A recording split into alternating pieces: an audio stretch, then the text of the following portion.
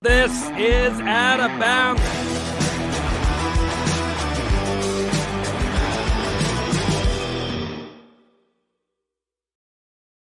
It's your weekly spot for the weird, wacky, wild in the sports world. This is Out of Bounds. See, doing it just like the introduction, Mia.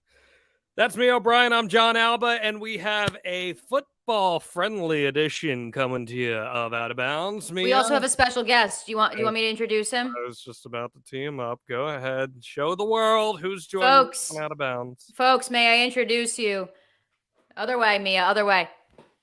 To the prince that was promised, Trevor Lawrence. He's here, and he's beautiful. He also loves Waffle House, just like you, John Alba. Did you not see yet? Are we? No, I saw that. I saw that. I'm saying about John Alba loving Waffle House. I don't know about that, but yeah, not so gluten-free, not so good for the esophagus. But hey, we press on. That's okay. Gluten's not a problem for me. That I don't care about. I don't eat eggs. We've talked about this. I hate eggs with every fiber of my body. So therefore, Waffle House really isn't all that conducive to my desires. But I know that you desire to talk about Trevor, the People's Princess himself, and we will be doing that momentarily here on Out of Bounds. But I encourage you every single week, my friends, to join us in the Know Your News chat by just going to kynchat.com and leaving a super chat. We'll read it on air. Or to make it even easier, you just go right to YouTube if you're watching. You leave us a comment. And as long as you pay for the super chat, we'll read it on air. And it will be lovely. We appreciate all of you joining us here every single week on Out of Bounds. Mia O'Brien, I'm not even going to waste any more time. Our opening toast. What are you drinking today? What do you got there? So actually, a very fitting drink. Are you ready for this one? Right. I have lots of Coca-Cola bottles that are half or a third full in my fridge. That is because the Jacksonville Jaguars are now a Coca-Cola product franchise. Previously, they were a Pepsi franchise. And so you know this from working in media, John. Gimmick. It is well, no. But like, you know this from working in media. Like, I'm sure the Magic, like you would bring, I don't know, like in Iowa, for example, there you go. You can drink. I also made an Iowa reference in the first 2 minutes of the show. In Iowa, the big thing it was known for in the media room was the popcorn.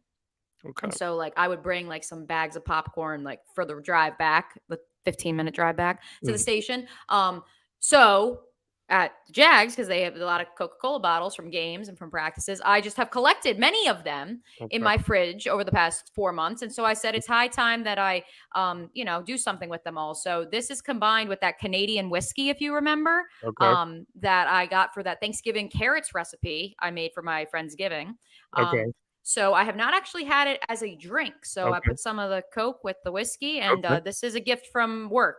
Okay. I did not purchase this. I am an unbiased journalist. I also didn't purchase Trevor. Trevor is just visiting my house. Trevor peers over you. Okay. Trevor is just visiting. We are going to get the good ASMR pop here. There it is. And we're going to, once again, continue with our salted caramel whiskey. A cheers to, what are we cheersing to? To the NFL playoffs delivering in week 1, I would say. I would say, too, you had the opportunity to cover some playoffs in New England. And so my first time covering the NFL playoffs, but also I know that, both of us are looking at a lot of bucket list items in the media realm this year. So cheers to that as we embrace 2023. It's good. It's smooth. Those Canadians, they got a certain twang, it hits a little different. All right, Mia. Hey. There we go. There's your boy. The Jaguars, they are playing with house money right now. Nothing to lose. An all-time great comeback against the Los Angeles Chargers, propelling them to a divisional round game and a date with the Chiefs. This has been a pretty incredible run that the Jags are on, and we're seeing the metamorphosis of Trevor Lawrence into the quarterback that I think a lot of people thought he'd be, and the leader that I think a lot of people thought he'd be. A comeback for the ages, the third largest in NFL playoffs history. Mia, you were there for it. Like I said, they're playing with house money here. Does logic, though, ultimately prevail when you got a powerhouse on hand here? Yeah, well, that's, I think, the big question at hand as we preview the Chiefs and the Jaguars coming up this Saturday at 4:30 on NBC. Patrick Mahomes is the king. If Trevor Lawrence is the prince that was promised. His dad did play Major League Baseball. Yes, there's also that. But, until you dethrone him, which Joe Burrow has done twice or 3 times, in the last calendar year. So it can be done until proven otherwise. Yes, the Chiefs are the Chiefs. They are the new Patriots by many accounts.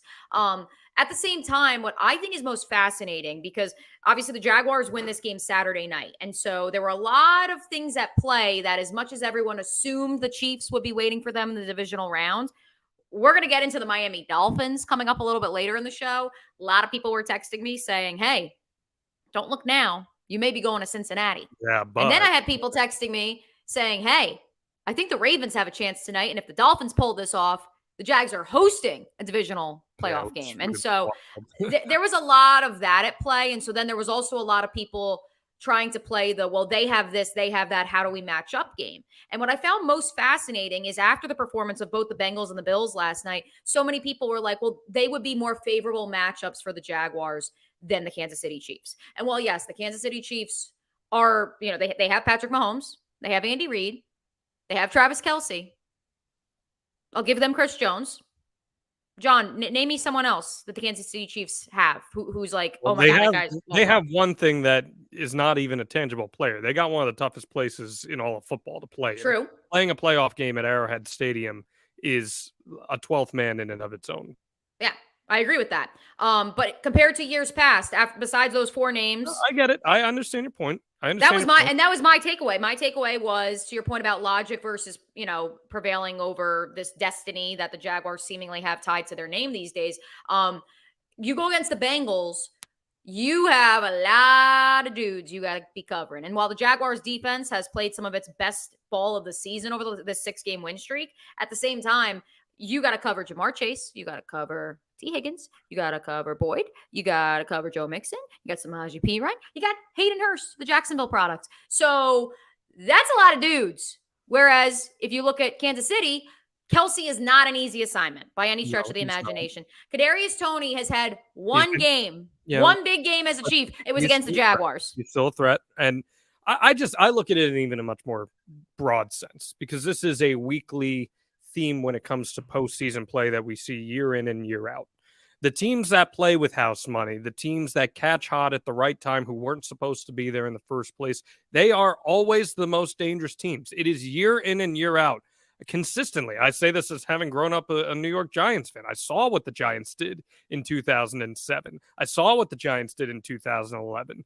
When teams catch hot right before the postseason and they have a great coach like your boy Doug, who has proven that, or our boy Tom Coughlin, who, lest we forget, began his NFL career here in Jacksonville and is still very involved in this community. They adapt well, they adjust well. The adjustments the Jaguars made in this game against the Chargers, and let's not hide it here, the Chargers shot themselves in the foot a few times in this game, especially with the lack of adjustments that they made and the questionable coaching from Brandon Staley. But I just think right now, Mia, even though Kansas City, I do believe, is a better team, I think the Jaguars can match them eye for an eye in certain realms of that offense. But if you fall behind a team like Kansas City, it's hard to pick up momentum against the team. Well, especially at Arrowhead, like you said.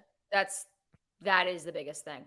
What I will tell you, do we have a weather forecast yet? I'm going to take a look. Yes, we do. It's looking about 38 degrees at kickoff, which is going to be at 3:30 local time, which is still warmer than the 28 degrees from my trip out there with the Jaguars in November. So actually in 44 degrees on Saturday. Oh, okay, so it went up. That's not too shabby. Yeah. We'll take that. We'll take that any day of the week. Yeah, exactly. I will say this though, what's so fascinating, and if you're joining us and you don't know anything about the Jaguars other than they won on Saturday, what I will tell you is this: in the second year of the franchise's history in 1996, they were 3-7, week 10, week 11 of the 1996 season, and they won 6 of 7. I'm doing the math here. Hold on, 5 of 6 to close out the regular season. So 5 of 6 to close out the regular season. They sneak into the playoffs, literally on Morton Anderson's missed field goal at the end of regulation against the Falcons. Morton Anderson is one of 4 kickers in the Pro Football Hall of Fame. Like, he doesn't miss. Somehow he misses. They somehow upset the Buffalo Bills in round 1 on the road. They go to Denver. They somehow beat John Elway and the Broncos, and all of a sudden they're playing in the AFC Championship game. House money, got hot at the right time. And what is so strange, John, is that this season, that trip to Kansas City came right before the Jaguars bye week. And a lot of people said, like, they've shown signs of, like, they're not a bad team. Like, they're going to have to run the table, but like, they're going to have to run the table, but, like, lightning doesn't strike twice in the same place. No, I'm with you. Or does it? Listen, they're not a bad team. They have talent. They're ahead of schedule, and that's where you take your merits with it, and you say, okay, if we lose next week, this was a good season. We're happy with this. Now we build on that. Yep. But that's the beauty of it, is that you get to this point, and now you say, okay, we're here. Why not us? Why not us? Why can't it be us? Look at Joe Burrow a year ago. They knocked off, granted, the Tennessee Titans as a number 1 seed and the Kansas City Chiefs as a number 1 seed are very different things. Very different. Very different things. But they picked them off. And it's going on with another team that we're going to get to in a few minutes here. But I just think that right now, if you're a Jaguars fan or if you're a fan of football, what the Jaguars are doing right now, especially with Trevor Lawrence being the guy who was foretold to be the prophet and the next big thing in professional football, this is a good thing. This is a very good thing for the league, and making a market in Jacksonville that isn't necessarily, with all due respect, a football hotbed in the NFL, making it relevant and putting it on a pedestal. I mean, I know you were there the other night. I'd imagine that was probably the loudest you ever heard that place. So yes. Yep. 70,000 plus. I also can report this though, John, since I tweeted out earlier yesterday, since I've kind of become the scheduling czar, don't ask, it's quite the tale. I was told earlier in the day yesterday, and again, we're going to run through the whole slate of divisional round playoffs, folks, if you're just joining us. I was told the Jaguars and NBC Chiefs was going to be the late night game on Saturday. And then I was told about 9:30 last night that no, they're going to be the 4:30. And I was like, oh, really? And the answer was because Giants, because New York media market. It's that simple. And listen, Jacksonville has now had back-to-back primetime Saturday standalone games, and no one is complaining here. Well, I mean, but it's an easier day for you covering the game if it's early. Oh, I'm sorry to not be getting home at 3 a.m. for a third straight week. Come on, man. Nice. Well, a team that is already sitting at home, the Baltimore Ravens. Mia, what went down here? Yeah, I mean, well, that's Tyler Huntley attempting a quarterback sneak that apparently wasn't game ready. No, I'm just kidding. He literally ran into the hands of Logan Wilson and pushed back, and then it was returned by Sam Hubbard for a touchdown, 98-yard sprint. But the real fallout from this game, John, and we'll dive into the Lamar Jackson factor in terms of long-term contract. We'll be talking about Lamar Jackson for several weeks to come. Yes, we're going to be talking about Lamar for quite some time, and we'll be talking about whether or not his future in Baltimore is over. But the real fallout regarded J.K. Dobbins, the running back Ohio State product for Baltimore, who said that he believes it would have been a different result had the Ravens, number one, gotten him the ball, not quarterback Tyler Huntley, on that fourth quarter play near the goal line on the 2-yard line. He also then said, I should preface this with, sorry. So Huntley, we know he fumbles the ball away. J.K. Dobbins says if he had the ball, it would have been different. Then he goes on to say, the Ravens would have won the game if Lamar Jackson had played. But then he retracted that and said, no, nothing against Tyler. He shouldn't have even been put in that situation. It's just if Lamar had played two, that would have helped. Yeah, because you can totally play two quarterbacks. John, is a product of Urban Meyer being a bad teammate or speaking the truth? Listen, he's not wrong that if they had Lamar, they probably win that game. They probably win that game. And as you said, that is a larger conversation to be had about should Lamar have played in this game? Well, moreover, let's talk about Lamar being at home. I don't have a problem with that. And I'll tell you why I don't have a problem with that, because that is a standard that I think is being unfairly held against him, where just about every other major contributor to a team that's hurt doesn't generally travel with the team. That's not like this, oh my goodness, that dude broke his ankle, but he's on the sideline. Does it happen? I'm sure it happens. I mean, when you're the quarterback and you're the quote unquote face of the franchise. I don't know. I don't think it's all that unusual if a player is hurt and doesn't make the trip, because there are also complications that arise with travel if you're injured, and like being air pressure in a cabin on a plane can also contribute to that. So I'm not going to get too much on Lamar for that. I know some people are. If you want to, go ahead. This maybe a little bit of a slight to Huntley, but I think everything Dobbins said was fair. It was questionable coaching pretty much that entire second half, in my opinion, from John Harbaugh, including the clock management at the end of that game. I thought this was a very winnable game for the Ravens, and they left it on the table there. That this was a game they could have won, which I don't think anyone was really expecting them to win, but they could have, and that stings, especially when your season comes to an end as a result of that, Mia. I do want to give credit to Mike Tirico for the call on that 98-yard return. I thought that was one of the best calls Mike Tirico's ever had. You mean you thought it was better than Al Michaels' call of a game-winning field goal? It wasn't great. When the third largest comeback in NFL postseason or NFL history. Yeah. Wasn't great. Yeah, it wasn't great. That's okay, Al. We still like I love Al. You know I love Al. You too. That's why I was so disappointed. I was so disappointed. Trevor Lawrence. I can give you Al if you need Al. It's just we're not. It was disappointing. Yeah, it was for sure. No, to answer your question, I think while J.K. Dobbins perhaps didn't choose the right words, which isn't surprising. Again, product of Urban Meyer. Nothing against J.K. Dobbins. Seems like a great guy. And my cousin, who's a season ticket holder, texted me, shout out to cousin Dan, and said, if J.K. Dobbins has more than 20 carries, we are in this ball game. To which I responded to Dan, this is going to be a matchup eerily similar to the Jaguars and the Titans last week, in that the lesser opponent has to make it a rock fight if they're to have any chance in this one. And that's what the Ravens did. So credit to them where credit is due. But no, I think that this speaks to a larger issue within the Baltimore Ravens organization, therefore, of are the players' side. Well, first of all, J.K. Dobbins saying, I should have had the ball. That is very anti-Ravens. We've grown up in an era where the Ravens are this premier franchise. No, should have had the ball. Pat Ricard should have had the ball. There it is.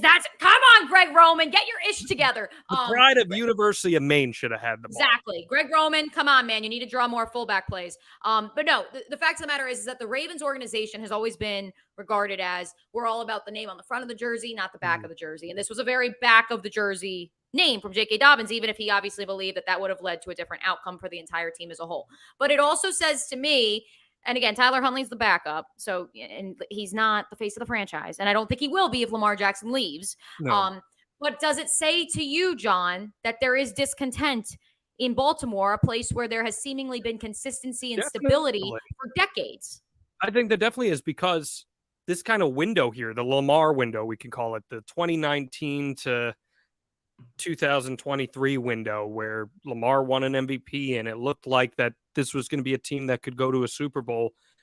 They missed in the window. And now it looks like there's a good chance Lamar could leave. So the frustration boils over. There's discontent. I understand everything that Dobbins is saying. Did he go about it the right way? That's an argument you can make either way. But I understand it. I do think this is discontent. And I think the Ravens have missed their window. And I want to get this super chat in, this $2 super chat in. Thank you, Bam255019. Says, glad Lamar didn't play. Don't end up like RG3. What do you think of that? Very true. Very, very true. And that was a conversation, I believe, on all the pregame and postgame shows, because there were several former players turned analysts saying he should play. No, if it could change that trajectory. If you have been disrespected the way that he apparently felt that he was, with the price tag that was attached to him preseason, and then for them to say, well, you owe us, you need to go out and do this. And meanwhile, still not offering him money right now. And yes, I know they agreed that they weren't going to talk until the end of the season. But at the same time, like there's got to be a little give here. If you're going to tell me I need to risk raising my price tag and I need to risk my career and potentially worsen an injury that not only could affect me, but it could affect you if I stick around. Again, and I don't know, again, if we find out that this injury actually isn't that severe and he's been faking a lot of it, that's where things are going to get interesting. We're never going to know that. We're never going to know the answer to that. So draw your own conclusions. What you can't draw your own conclusions about is what the hell happened with the Dolphins at the end of that Bills I love the game. Beanie, by the way. Because now we know what happened. This was an excellent game. I don't know how much of this game you saw start to finish, Mia, but the Dolphins had no business being in this without Tua, and they took a team that many consider to be one of the perennial Super Bowl favorites to the fringe here. And they had a critical 4th and 1 on the final drive of the game, down 3 points, and they were hit with a delay of game penalty.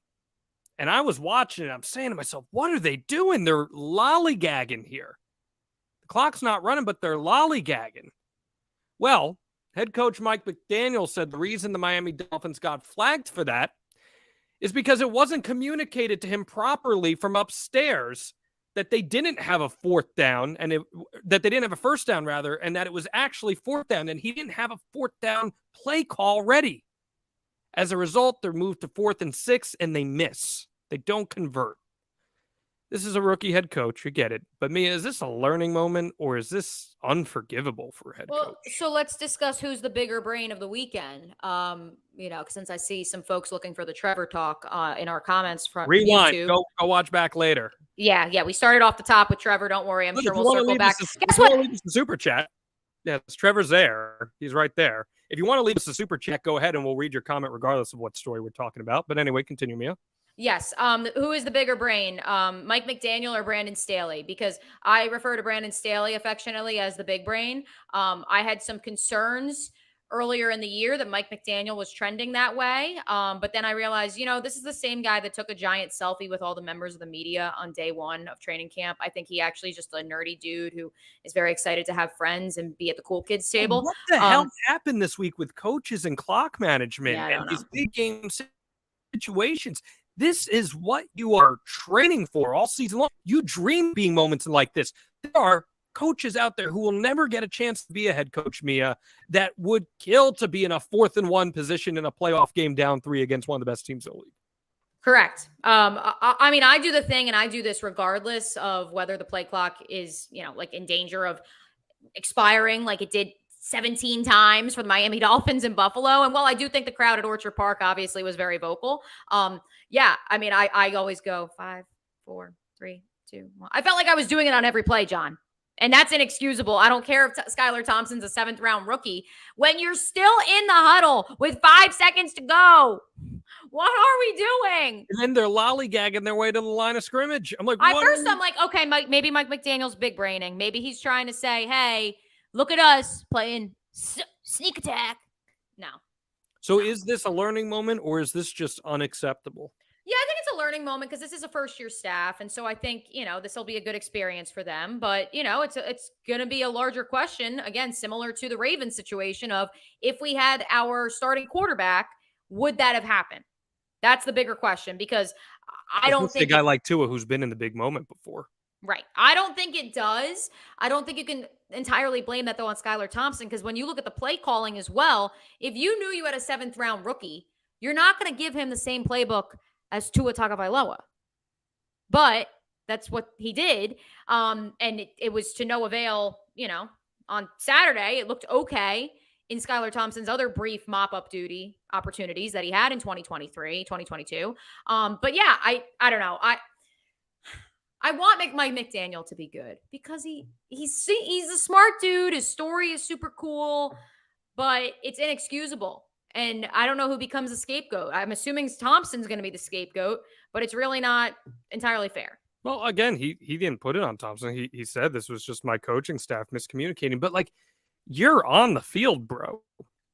You've got the pylon markers right next to you. People say the pylon markers are antiquated because we have all this digital technology. You have right there, it says down number 4. There is a number there. You can see it.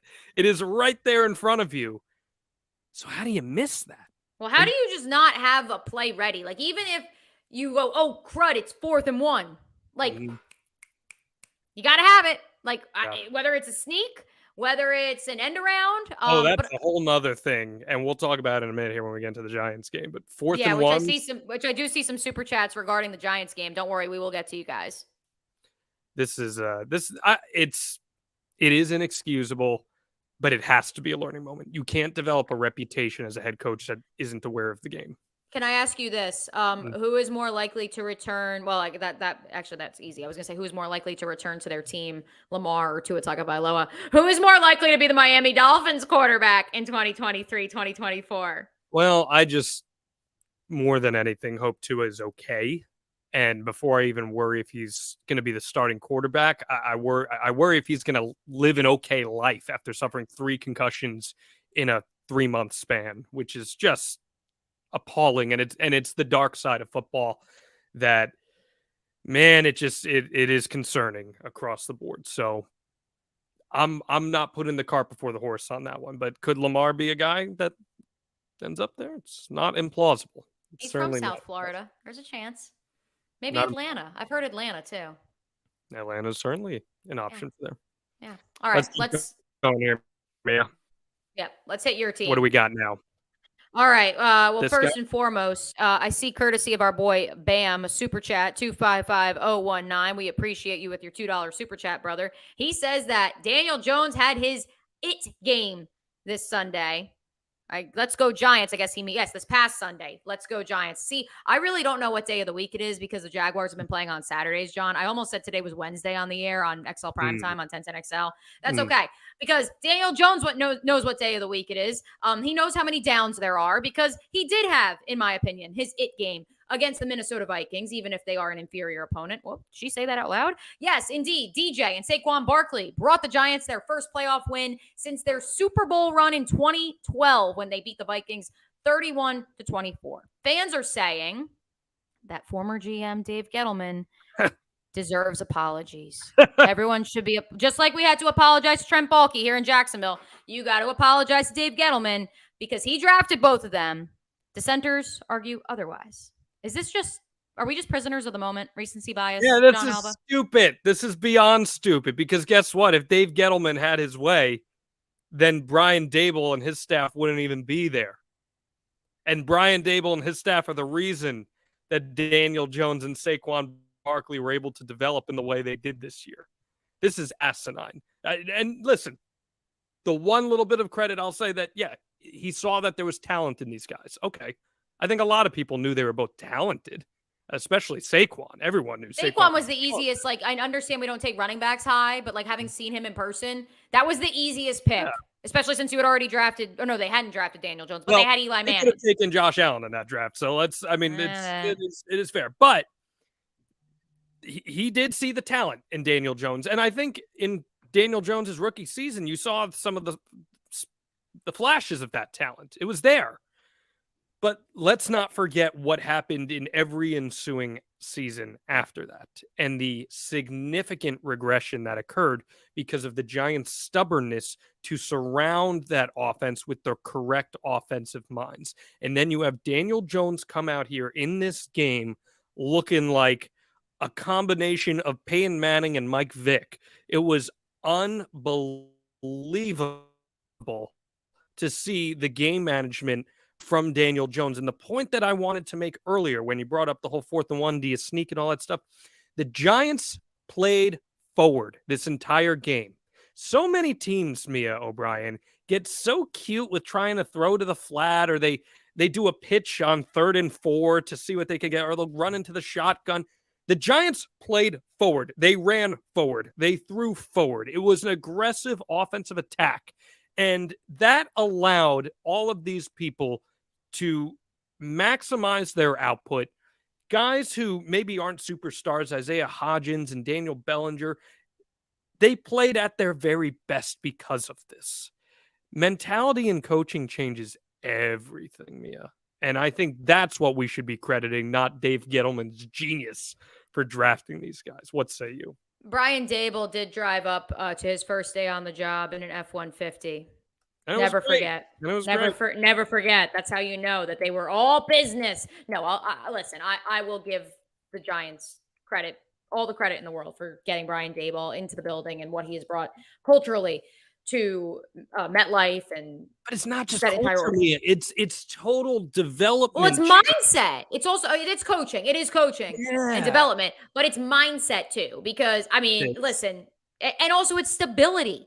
I'll tell you this from here, covering the team here in Jacksonville. Like they say all the time, Doug Peterson is the same dude whether they win or they lose. And while I think Brian Daboll is a little bit more of a yeller than Doug Peterson, he seems like he is the same dude whether they win or they lose. And having that stability. Daniel Jones' historic performance, good.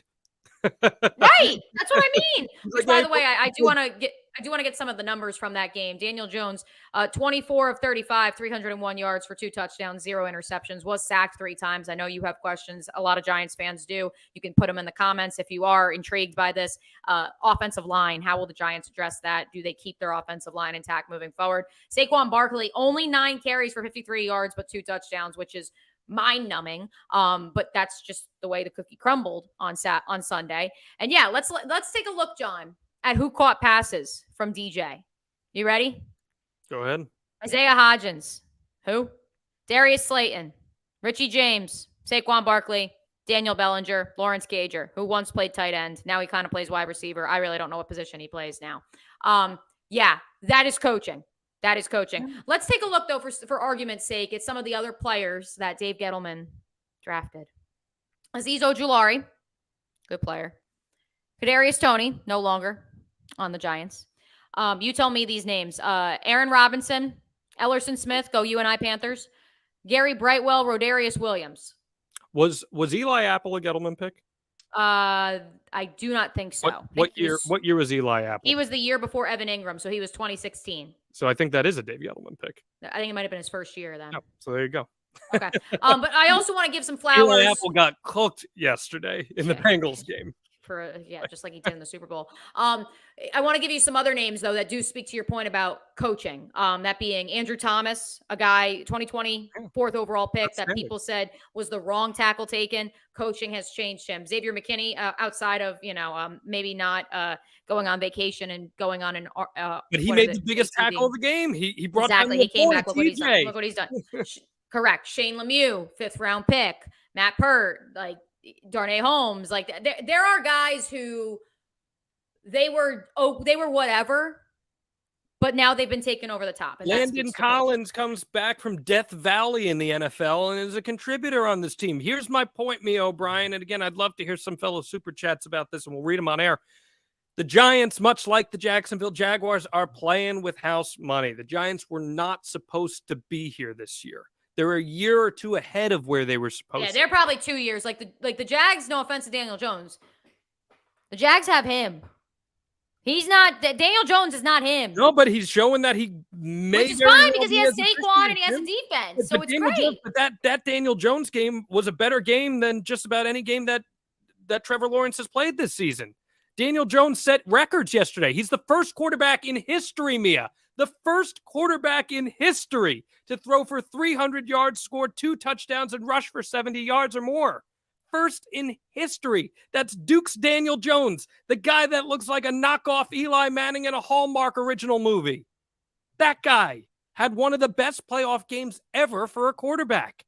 That needs to be praised. It is a product of good coaching. It is a product of development. And it's a product of everything we talked about in the first story, where that is a team catches hot at the right time and they start to believe that they could beat anybody. And guess what, Mia? The Giants haven't beat the Eagles on the road in like a decade plus, let alone in the playoffs. They're just horrible against the Eagles on the road. But I would say the Giants, who I would have never said this about going into the season, have a 50-50 chance at beating the Eagles walking into Lincoln Financial Field. And if they don't win, you can say, you know what? That was a hell of a season, and I can't wait to see what they do next year. What I will say, and I didn't think this until a buddy of mine said it to me yesterday, there is something to be said about these divisional rematches in the playoffs, having teams meet for a third time. Yeah. I think if the Miami Dolphins played the Cincinnati Bengals and the Bills played the Ravens, you do not see the situation that you saw unfold both in Buffalo and in Cincinnati last night. And I think you could say the same in a weird, twisted way for what's to come between the Eagles and the Giants. And I also think, because lest we forget, the Vikings only beat the Giants in the regular season on a miracle 68-yard walk-off field goal. Yeah. That's why I picked the Giants to win, because the Giants played the better game that day. It's just that Kirk Cousins has more weapons. Imagine if Daniel Jones had the weapons that Kirk Cousins does. Wow, I can't believe you got me talking about Daniel Jones like that. I'm just saying. Let's switch gears here. Is there anything else you want to say on the NFL playoffs? Looking ahead at next week, we still have one more game here tonight. It's going to kick off in a little bit. Yeah, I think that actually the game tonight is going to kind of, I don't want to predict what it's going to play out like, but I think that all the games this weekend outside of maybe that first one between the Niners and the Seahawks that we didn't really touch on. That was a good game until. That was a good game. It was a good game. But I think all these games, like we are talking about so many of them as, did this team win or did this team leave the door open and blow it? Mm-hmm. And I think that that's fascinating. Yeah, they were all good games. They really were. They delivered. And rarely do you say across the board that a playoff round delivered. And they really did. And honestly, tonight should be a pretty good game. And it might be a beautiful disaster of a game, but it should be a pretty competitive game. Who are you picking? Man, I've covered Tom Brady for too damn long to know never to pick against Tom Brady. That's how I feel. And also, it's the Cowboys. They haven't won a playoff game For the since Cowboys, the 90s. a better team than the Bucks, probably overall. But I've never pick against Tom Brady. Also, like, this is the thing I've been yelling at people about. Like, we were talking about the Bucks defense week 1, 2, 3, 4, 5, as if they were like the 85 Bears. Like, they were the greatest defense ever assembled. What happened? Not like, yeah, a couple dudes got banged up, but not like they lost everybody they lost on their offensive line. Like, if they had the excuses of that offensive line, I'd be like, okay, maybe they're not them anymore. But I think that defense is pretty good. No, it is pretty good. And I'm just I'm curious to see if Brady's career ends tonight on a much more somber note than we were expecting. So you think he's done? You don't like these Raiders, Niners rumors? I would say it's more likely he retires than it's likely he returns. But is it impossible for him to return? Absolutely not. Let's keep moving here, Mia. We got a few more topics. Let's switch over to one of the biggest soap opera stories that we've seen in baseball in some time. Baseball? How about any sport? When have we ever seen this happen? Yeah, this is pretty wild. Carlos Correa finally inking a deal with the Minnesota Twins, returning to the Twins, a 6-year, $200 million deal with a whole bunch of incentives and different things thrown into it. He's the first player in history to agree to deals with 3 teams in one offseason, the Giants, the Mets, and then the Twins. His physicals had raised concerns from both the Giants and Mets, and the Mets had gone on record and saying he would be the difference maker that would put them over the top. He was the guy they needed. Well, they let him walk to the Twins. Does anyone deserve heat here for how this all played out? Does it fall on the Scott Boras and Carlos Correa camp? Does it fall on the Mets? Does it fall on the Giants? Or was this just fine how it played out? I will make an analogy about the New York Mets to their brethren who share the same color scheme down here in the Sunshine State, the Florida Gators, in that the Florida Gator football team, Billy Napier, head coach, signs Jaden Rashada, fringe 5-star high school quarterback recruit, and it flips him from Miami. Goes on and on at signing day about how they developed this great relationship with Jaden. He wanted to be a Gator. He loves the culture here. It's awesome. Like, we think he's going to be the best fit ever. And then word gets out last week that Jaden Rashada had not enrolled at the University of Florida as previously planned because he got to campus and the money that he was promised through his NIL deal wasn't there. And what a lot of my colleagues at 1010XL, and many of whom are Florida alums, said what was most, just stark and upsetting to them is that did Billy Napier get played, or did he know what was happening? That he stood up there and he gushed about, oh yes, like he's going to be a difference maker. It's going to be great. Everything is going to be awesome. And then you essentially got played. And it's different, but similar, I think, with the Mets and Carlos Correa. The difference being that I think that Steve is at a point. I'm referring to the owner, Steve Cohen of the New York Mets. He's at a point where he tweets and says whatever he wants, and we all just laugh about it. So that's why he can get away with it. Yeah, they needed Carlos Correa. They needed him. Even with all the money they've spent. Doesn't matter. It's monopoly money. There's no salary. No. I mean, like the fact that they're like adding add this guy. We got to add that guy. We got to be a contender. They needed a bat. They didn't get a bat. That's their biggest issue here. They didn't get the bat that they needed. And there's going to be people who say, well, Machado's probably going to enter free agency next year. Ohtani's going to be out there to get. And yeah, one of them could come to the Mets. Maybe even both of them could come to the Mets. But I do think Carlos Correa was probably the bat they needed to put them over the top for this season. And ultimately, the goal here is to win a World Series at the end of the day, especially with the patchwork the Mets have been doing. I do think the Mets were a little overzealous making the offer after the Giants deal fell through. And I think they felt, this was just a Giants team doctor thing. He's going to be fine with us. And then when they saw that, oh my goodness, I don't know. And the sad part is, if you're following the negotiations, it sounds like the Mets weren't that far off from what the Twins ultimately gave Carlos Correa on a more incentive-laden, shortened deal. I think the Mets should have just gone for it. And because this is win now territory for the Mets. The Twins have had a nice offseason. Christian Vasquez added to the equation. They really have. And Correa is a really good piece to build around for them. But this is not a win now season for the Twins. This is a win now season coming up for the Mets. So my question is we're talking about Lamar Jackson and his injury history. And of course, we had a couple super chats asking about, the fact that some people were calling for Lamar to play and gut it out, but we don't want him to have an RG3 type situation.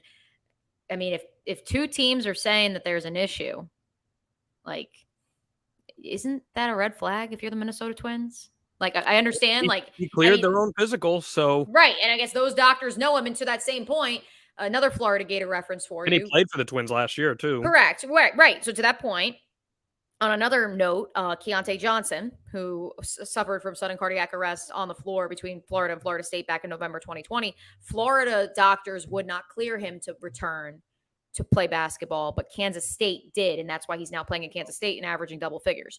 That was also a life-threatening thing, whereas this is an ankle. But that's what I'm saying. Is it still like one program says yes, one says no? Yeah, I mean, I think there are variables that are a little different, but I get your general point. It's, for me, just something I think the Mets should have pulled the trigger on, and they didn't. And I think that's something that could come back to hurt them because this is a win now year for them. And if some of those pitching short-term fixes that they invested in don't pan out for more than a year, you're looking back at that Correa signing and saying, oh, what if we had Correa in 2023? How much of a difference would that have made? So I do think it is significant, even if it was a long year commitment. Let's keep rolling here, Mia. We go to the ice. We do. Remind the people, though, or we will remind them afterwards about leaving super chats and comments because we appreciate it as always. Yes, let's hit the ice. I am drinking Canadian whiskey. It is only fitting. Except we're not going to go to Canada. We're going to stay in the U.S. The Seattle Kraken became the first NHL team in history Saturday to sweep a road trip of 7 games, going 7-0 on a 13-day road trip. John, is this the most impressive team streak ever? And if not, what is? I don't think it's the most impressive ever, and I'd love to hear people's thoughts here. You can leave that super chat, as Mia said. You can leave it there on YouTube. It's the easiest way to do it, or go to kynchat.com and leave it there. I think that it is admirable that 13 days on the road, you produce 7 wins, especially in a sport like hockey, where it is just so physical and draining both mentally and physically. I think that there are other sports where there are some more variables at play. Like, I look at what the 2017 Cleveland baseball team did, formerly the Indians.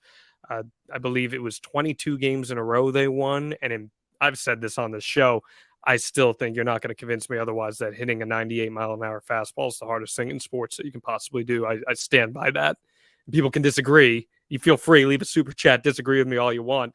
So to win 22 games in a row, the 7 in a row over 13 days is impressive in a physical sport like hockey, but 22 in a row for the modern era. I believe there was a longer streak in the National League in like 1916 or 15, but in the modern era to win 22 in a row is just insane. Yeah, because I mean, when you think about it, in theory, you could say the 17-0 Dolphins, because the streak remains intact, that's the most impressive team streak ever. But the game has changed so much. And so that's where I do think with baseball and hockey, while those two games have also changed, it's not nearly to the extent that the game of football has shifted from even the NBA. The Lakers, what was it, like 33 in a row in the 70s? And I was going to say UCLA as well under John Wooden. That was going to be my example. So listen, like, the game has shifted in football and basketball. It's so much dramatically. And that's even in the last 10 years in both of those sports, where one is now such a quarterback driven league and the other one is driven by the 3-point shot that didn't even exist when John Wooden and his teams were doing what they were doing in the 60s and 70s. That's why I think if the Patriots had pulled it off in 07-08, that probably is your answer, but they didn't. So, and even then, like, Tom Brady really wasn't Tom Brady in 2007. Who was Tom Brady? I mean, he wasn't the GOAT. He was great. But he was well on his way to becoming the GOAT. Right. And we knew that, but it wasn't to the extent of how we speak of him in such reverence now. So I want to shout out the Seattle Kraken because I love a good expansion franchise, John. Let's turn this question on its head. I loved when the Golden Knights, Las Vegas, second year of existence, when they went on their Stanley Cup run. That was freaking awesome to me. Name me another sport in which the expansion teams can do what they're doing. Like we're seeing the Seattle Kraken competing, even though they've had ups and downs during the last few years of their existence, and then the Golden Knights right on the onset. No, I mean it's an incredible story for both of those. You referenced your Jaguars earlier; they did something pretty similar back in the mid '90s. The same year that the Carolina Panthers, the same team that came into Panthers, existence, the thing, same yep. year as the Jags, they went to the NFC Championship Yep, game. they did as well. The Expos were pretty strong out of the gate when they came into Major League Baseball as well. But it's hard. It's hard to come by, especially as expansion teams. So yeah, it's impressive, and I think one of the reasons that happens. Again, this is not a first-year Seattle Kraken team, but I think the thing is the league takes some time figuring out these teams. It takes time to figure out, okay, how do they play? How quick do they play? And that's what you saw with the Vegas specifically when that all happened. Plus, they had a molten hot goaltender, which that helps everything as well. But they played so quickly, and it took the league a little bit of extra time to catch up to them.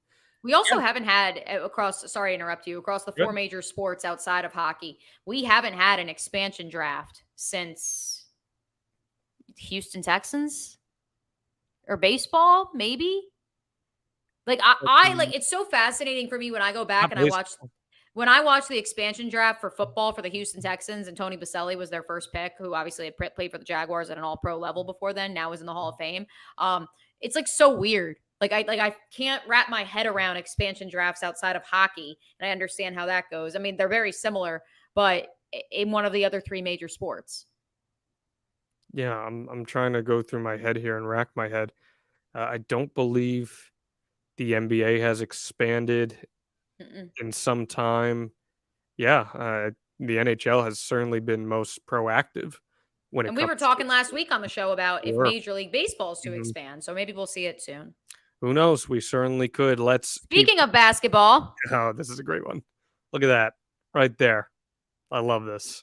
What's on them? Are they just straight frog legs, or is that like the backstory tomato sauce? On the best show in sports television, Shaq lost a bet when TCU lost to Georgia in the national championship game, and because they are the Horned Frogs, he had to eat frog legs on air. And the entire studio team was like disgusted by this. But I got to ask you, is this really all that bad of a lost bet for Shaq? I mean, he was enjoying it. He was going to town on this. These looked like they were prepared in almost a barbecue manner. It looked like he had some like Creole. It is Atlanta. They do film the show in Atlanta, so the barbecue sauce makes sense. Well, it looked like he might have had some sort of like Creole dipping sauce when I was watching the video here. I mean, are frog legs all that bad, Mia, at the end of the day? No, apparently in France, they're like a delicacy, aren't they? I mean, it's not just in France. I feel like in the U.S., people eat frog legs. Am I again? Have you ever had frog legs, John Alba? I have. Oh, I'm surprised. Why is I'm very much a foodie who's like, again, I watch grilling videos at 3 a.m. every single morning. Like this, I'm about this. So when I saw frog legs, I'm like, oh, that's not that weird. And then I saw everyone else was like, oh my God, Shaq is eating frog legs. Like, really? Is it that strange? Like, I'm all about trying the exotic. What's the strangest thing you've ever eaten? This is Know Your News. We do take things out of bounds and into the weird and wacky. And if anyone wants to tell us theirs, leave a super chat. I'd love to see what some of the weirdest things you guys have eaten. I've had rattlesnake. That was going to be mine. Yeah. I love rattlesnake because it tastes like calamari. It's similar. Yeah. I'd say it was similar. I love gator. I don't think gator's all that weird. Gator's good. Yeah, gator's good. Well, and so we just listed some amphibian life. So it's similar to the frog. Yeah, frog legs to me. It probably tastes like that. Well, I mean, gator and a rattlesnake are deep fried. They can be. They don't have to be. I've had many different types of gator. I've had fried gator. I've had blackened gator. I've had grilled gator. I even had a dry aged gator. I have had grilled gator too. I've had gator jerky as well. That was interesting. But the frog legs, they taste kind of like chicken and fish. There's like a weird like consistency in between the middle there. So it's not quite as flaky as fish, but it's not as firm as chicken either. I didn't think they had any like supreme weird taste to them, especially if you get a dipping sauce there. I didn't think the ones he was in looked that bad. And as long as you got the tipping sauce, in my estimation, just lather it up, man. They were like appalled. I can't remember if it was Kenny or if it was Chuck, but one of them Probably was, Chuck. One of them was just like, this is disgusting. And I don't know. Maybe, am I weird for thinking that this isn't that disgusting? I don't think so.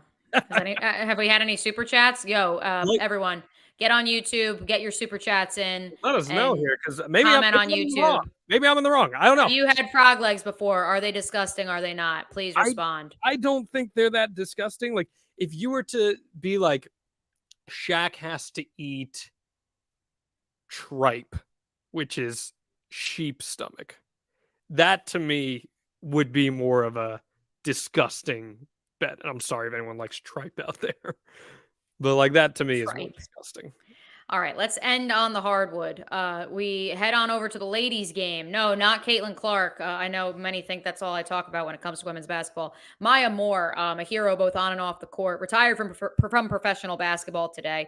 John, where does Maya Moore rank in terms of all-time greats in American sports, both in terms of her play on the court and also what she has done off of it?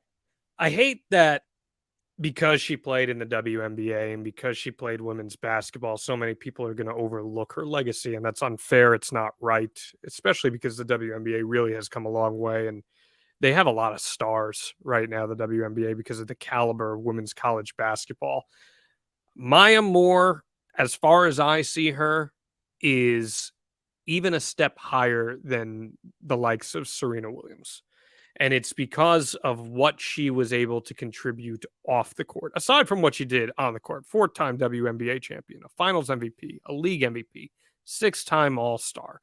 Well, I was going to say the fact that she won how many WNBA titles and then 2 national titles? I was going to say, and 4 NBA titles. Which I know at UConn only winning 2 national titles was like, what? All right. But that's tons of international success. 2 gold medals in the Olympics. I mean, just on the court, she's a legend. And she's just 33 years old, too. Right. But to step away for 4 years, to take a leave, to focus on trying to reform the justice system, because it's something that's important to you. Especially, I don't think it's a coincidence that she did this on MLK Day, that she retires here. She is beyond a legend as far as I'm concerned, Mia. What say you? Right. Well, that's the crazy part. She's 33. And she took 4 years away from the sport. Mm-hmm. So doing the math here, she was in her prime almost her entire athletic career, from the moment she stepped on the campus in Stores at 18 years old until she was 28, 29 years old. So she really only played for 10 years. And what's so upsetting for me about this is that if she's going to be in the Pro Basketball Hall of Fame, and she's going to be in the Naismith Basketball Hall of Fame. I'm not worried about that. She will be in there. But if she was a football player, 10 years, did she really play long enough would be the response. And that's just... Well, that's insane, given how much she accomplished. That's insane. Right. For how much she accomplished in 10 years. Again, we said it. So in 10 years' time, how many times did you say? So a 6-time All-Star. 6-time All-Star, 4-time champion. 4-time champion, and then 2 titles in college. Mm-hmm. So again, 18 to 28, 29. So in 10, 11 years' time, she won 6 titles. How many titles did Michael Jordan win again, John? That's what I thought. Not 4 like Tom Brady. I'm just kidding.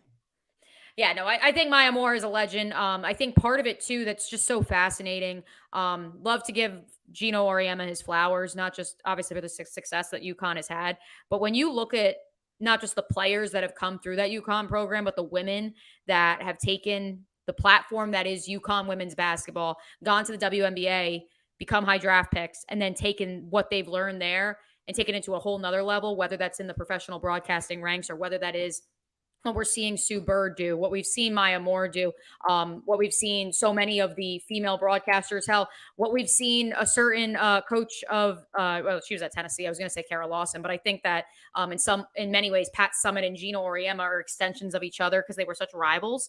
I think what those 2 coaches did with their platforms and how they inspired women and what those women have now gone and done on and off the court, like that's something that shouldn't be taken for granted. And I think that brings the show full circle, John, because it goes back to Brian Daboll. It goes back to Doug Peterson. it does come down to coaching. I think we had a great comment on our YouTube channel, courtesy of Larry Alive. Culture eats strategy for breakfast. I think that's a good one to end on. That's another episode of Out of Bounds in the books, my friends. Join us every single Monday night at 6 a.m. Eastern Standard Time. Trevor, thanks for joining us as well here on Out of Bounds. I'm sure we'll be talking about you next week. Mia, cheers to you. Enjoy your little trip covering the Jaguars. And we will see I'm you very next upset, time. by the way. My itinerary is not going to allow for ultimate barbecue eating this time. I'm very sad.